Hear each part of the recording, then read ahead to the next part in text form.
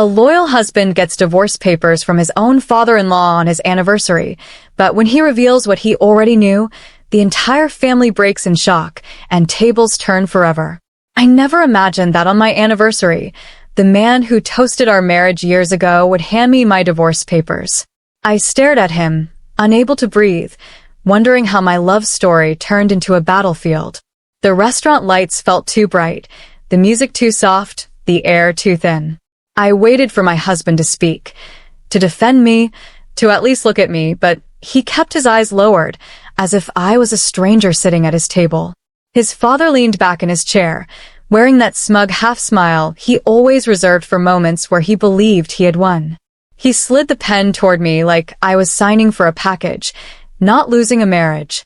Beside him, my mother-in-law folded her arms, her face glowing with pride, not shame. It felt unreal, like I was watching my own life from outside my body, unable to scream, unable to run. Since you couldn't provide us with an heir, this marriage is of no use to our family, he said coldly. For a moment, I forgot how to swallow. His words echoed inside me, sharp enough to cut through bone. I wanted to cry, but I refused to give them the pleasure. My hands trembled under the table, hidden in my lap, as I replayed the past years in my mind, the loyalty, the sacrifices, the nights I held my husband's hand and believed we were unbreakable. I remember the laughter we once had, the dreams we once whispered. I remember how he used to say, "You're my forever." But now, in this moment, he couldn't even meet my gaze. When I turned toward him, hoping, begging, for even a flicker of love or regret, he shifted his face away from me, as if I was an inconvenience he was waiting to discard. Then came the final blow. "We would like you to meet his new wife," my mother-in-law announced, her voice steady, practiced, rehearsed. A young woman stepped forward, barely 25, elegant, soft-spoken, eyes lowered like she already belonged here, and I never did. I couldn't blame her. She didn't destroy my marriage. The people sitting in front of me did. The people who once called me daughter. The people who smiled at my wedding, danced at my reception, ate from my plate, and now fed on my heartbreak. The girl avoided my eye, and I wondered if she even knew the truth. Did she know I was still his wife? Did she know I had spent years building a home she would now walk into effortlessly? Did she know she was the reason I was being thrown out like a guest who overstayed her welcome? I felt a strange calm settle inside me, the kind that comes not from peace, but from devastation so deep, the body goes numb. I reached for the paper, my fingers cold, my heartbeat strangely steady. I read each line, each legal phrase that dissolved everything I once believed was eternal. No apology, no explanation, not even a thank you for the loyalty I gave. They all watched me, waiting for me to break, waiting for tears, waiting for a scene, waiting for me to beg for the love they believed I couldn't live without. But I didn't give them that. Without a word, I picked up the pen and signed. The room shifted. Their faces relaxed. They thought they had won. They thought I was defeated. They thought I walked into this night blind, unaware, unprepared. They had no idea. Because while they were celebrating my downfall, I knew something they didn't. I knew the truth they were terrified of. And I wasn't alone. My best friend, who sat quietly beside me as my witness, reached into her purse. She didn't speak, she didn't rush, she didn't tremble. She simply pulled out an envelope, sealed, thick and devastating, and placed it gently on the table, sliding it toward my father-in-law. His confident smile didn't waver at first. He chuckled, assuming it was some desperate attempt. But then he opened it, and everything changed.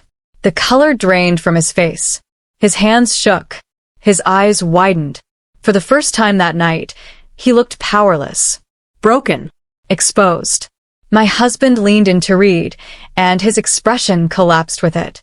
My mother-in-law snatched the papers next, her breath catching as her voice died in her throat. I didn't say a word. I simply sat there, watching the empire they built on pride, manipulation, and greed begin to fall apart, brick by brick, truth by truth. They wanted a spectacle. They wanted to see me burn. Instead, they watched their own fire begin to spread. And this was only the beginning. My father-in-law's fingers tightened around the papers as if squeezing them would change what was written. His lips trembled, his eyes darting from line to line, searching desperately for a way out. My husband leaned over his shoulder, reading every word in horror. My mother-in-law snatched a page, her confidence draining faster than the color in her face. I didn't rush them. I didn't speak. I just watched silently, the same way they had watched me moments ago when I signed away my marriage like I meant nothing. Finally, my husband whispered, barely able to form the words, Where did you get this?" I looked straight at him for the first time that evening. He tried to hold my gaze, but he couldn't. Not anymore. "You should remember," I replied calmly. "You were there for every appointment." He swallowed, shaking his head, refusing to accept the truth printed in bold letters across those medical reports, reports that proved the one thing his family had thrown me away for was never my fault to begin with. My mother-in-law's voice cracked. "This can't be real. My son is perfectly fine. These reports are fake. They have to be fake." I almost felt sorry for her. Almost. "You spent years calling me barren," I said, my voice steady. "Years insulting me behind closed doors. Years judging me, breaking me, humiliating me. You asked for an heir, and I tried. I tried harder than any of you will ever know. But your son knew. He always knew. And he let you blame me anyway." My husband pushed his chair back and stood up as if distance could free him from the truth. "You don't understand," he snapped. "I didn't tell them because I needed time. I was going to explain everything after." "After what?" I asked. "After replacing me with her?" My eyes flicked toward the young woman sitting frozen, not knowing where to look, what to feel, or whose side to stand on. She was silent, her innocence overshadowed by the ugliness of the people who brought her here. He looked down, unable to respond. My best friend finally spoke, her voice low but firm. "The hospital has the original signatures. The doctor recorded the sessions. There is no way out of this. We ensured every document was legally verified before tonight." The father-in-law's mask cracked. Rage flickered in his eyes, but even anger couldn't hide his fear. Reputation, status, ego. That was his real bloodline. "You planned this," he hissed at me. "You wanted to destroy us." I shook my head slowly. "No. I wanted to survive you." For a moment, the table fell silent. Even the restaurant's music felt distant, as if the world had stepped away and left only us in the wreckage. He slammed the envelope on the table. "You think this will save you? You signed the divorce papers. You're nothing now." I stood up, collecting my purse with grace he could never buy, never teach, never break. "I lost a marriage," I answered softly. "Not my worth." My chair barely made a sound as I pushed it back. I walked past them, step by step, without shaking, without crying, without collapsing, and that was what destroyed them most.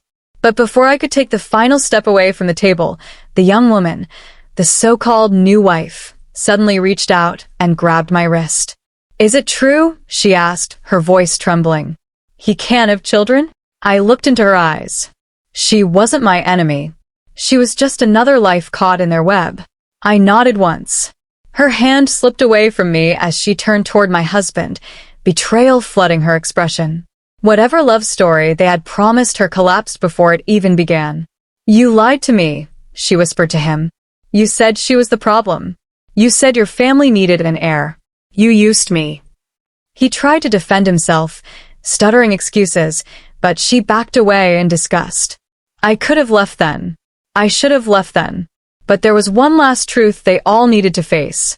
I turned back, just enough to meet my father-in-law's eyes. "By the way," I said, "you might want to read the last page.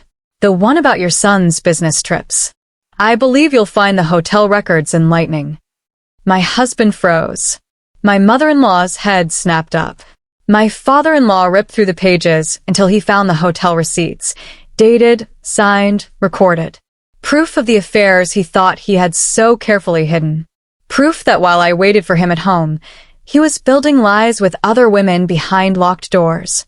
My husband's voice cracked. You had no right. I had every right. I cut in. I was your wife. Their world didn't fall apart in a scream. It fell apart in silence, the kind that suffocates, the kind that leaves echoes that never stop replaying. I didn't yell. I didn't curse. I didn't shed a single tear in their presence. I simply walked away. One step, then another, then another. Not as a woman who lost everything, but as a woman who finally remembered who she was.